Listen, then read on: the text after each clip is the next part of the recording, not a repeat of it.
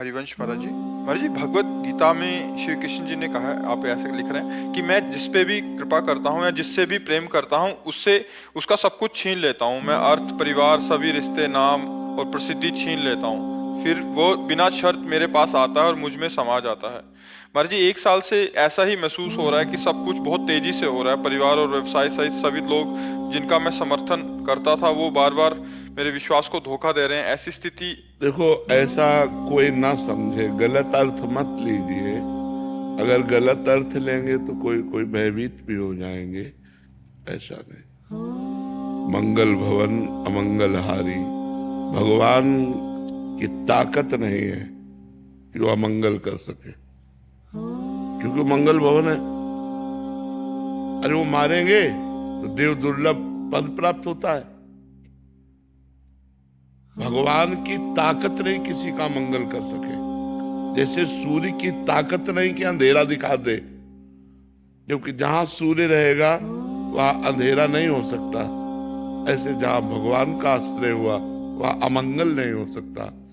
तो जो भगवान ने कहा उसे समझना है। जब तक हमारी धन में प्रीति होती है, जब तक हमारी परिवार में प्रीति होती है, जब तक हमारी भोगों में रति होती है, तब तक भगवान से प्रेम नहीं होता। तो भगवान 2 प्रकार से वो रति हटाते हैं।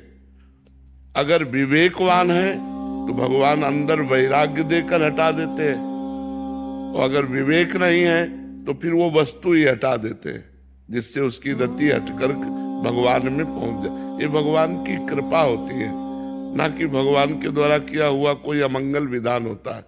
ऐसा कोई ना समझे। नहीं तो सबसे बड़े महाभक्त जिनके लिए भगवान ने कहा अहम भक्त पराधीनो अस्वतंत्र ईदिज, महर्षि दुर्वासा से कहा मैं भक्त के पराधीन हूं, वो महाराज अम्बरीश। अगर भगवान सबका धन छीन लेते हैं तो चक्रवर्ती सम्राट हैं, बात बनेगी नहीं। महान भक्त हैं। अगर भगवान का ये वचन है कि मैं जिस पर कृपा करता हूं उसका धन छीन लेता हूं, तो फिर अम्बरीश जी का धन छीना क्या? चक्रवर्ती सम्राट अम्बरीश जी। भगवान प्रकट हो रहे हैं स्वयं चक्रवर्ती सम्राट महाराज दशरथ जी के यहाँ। भगवान जब कृपा किए तो सुदामा को सुदामापुरी का निर्माण कर दिया। तो मुझे लगता है हमको समझना होगा इस बात को, कहीं हम उल्टा न समझ ले। तो अगर भगवान की शरणागति से सर्वनाशी होता है तब तो हमारे पास कुछ नहीं होना चाहिए था। अच्छा, पूर्व पाप के प्रभाव से किडनी फेल हुई, और भगवान की कृपा का बल देखो कि इस स्थिति में भी हम आपसे बात कर रहे हैं, हम आपसे बैठकर चर्चा कर रहे हैं। क्या आप भगवान की कृपा नहीं कहोगे? तो भगवान की कृपा दुलार करती है कि पीटती है? भगवान की कृपा देती है कि लेती है? हमें इस बात पर देखो, भगवान की कृपा सजाती है या उजाड़ती है? सजाती है। हाँ, सत्य को सजाती है, असत को उजाड़ती है। जो हमारे अंदर असत भावनाएं हैं उनका सर्वनाश कर देती है भगवान की कृपा। तो ये हम ना सोचे। 2 प्रकार से कृपा भगवान की तरफ ले जाती है। बहुत अच्छे से समझ लो। जो विवेकवान है उसके अंदर से राग नष्ट करके भगवान की कृपा ले जाती है, और जो विवेकवान नहीं है तो भगवान उसकी उस वस्तु का ही अपहरण कर लेते हैं, क्योंकि नाशवान है, अशाश्वत है। अपने को देना चाहते हैं, वो उधर हेर रहा है, उसी को हटा दिया। अब हेरो मेरी तरफ, केवल मामेकम शरणम ब्रज, मेरी केवल शरण में आओ। तो इसमें भगवान की अपार कृपा है, ना कि कोई अमंगल। बहुत बड़ी कृपा भगवान की। अच्छा, व्यापार न चलना, परिवार के लोगों का हमसे प्यार न करना, ये व्यवहार है पूर्व प्रारब्ध का। पूर्व प्रारब्ध। लाखों भक्तों में से ऐसे कितने भक्त होंगे जब भक्ति नहीं करते थे तो उनको सुख सुविधाएं नहीं मिली, और जहां भक्ति शुरू की तो सुख सुविधाएं सब मिलना शुरू हो गई।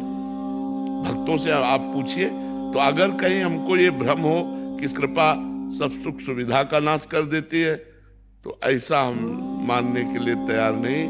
क्योंकि एक से एक महान भक्त जो राजऋषि हुए हैं, जो बड़े बड़े चक्रवर्ती सम्राट हुए हैं वो भगवान के भक्त हुए हैं, तो भगवान उनके सम्राट पद में भी रीझ करके उनको दर्शन दिए। ऐसा कौन महात्मा है जिसकी रक्षा के लिए सुदर्शन चक्र लगा हो? लेकिन अम्बरीश जी की सुरक्षा के लिए सुदर्शन चक्र लगा था। अम्बरीश जी की रानियां थी, राजा थे, वो सारा वैभव था। तो भगवान दो प्रकार से अपनी तरफ घसीटते हैं, एक तो विवेक देकर राग का नाश और दूसरा उस वस्तु को हटाकर अपनी प्राप्ति कराना। ये परम मंगल में भगवान का विधान है।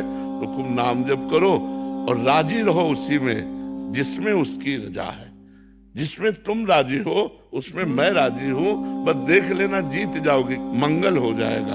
जिसमें तुम राजी हो उसमें हम राजी हैं, ये बात सीख जाओ तो सब मंगल हो जाएगा।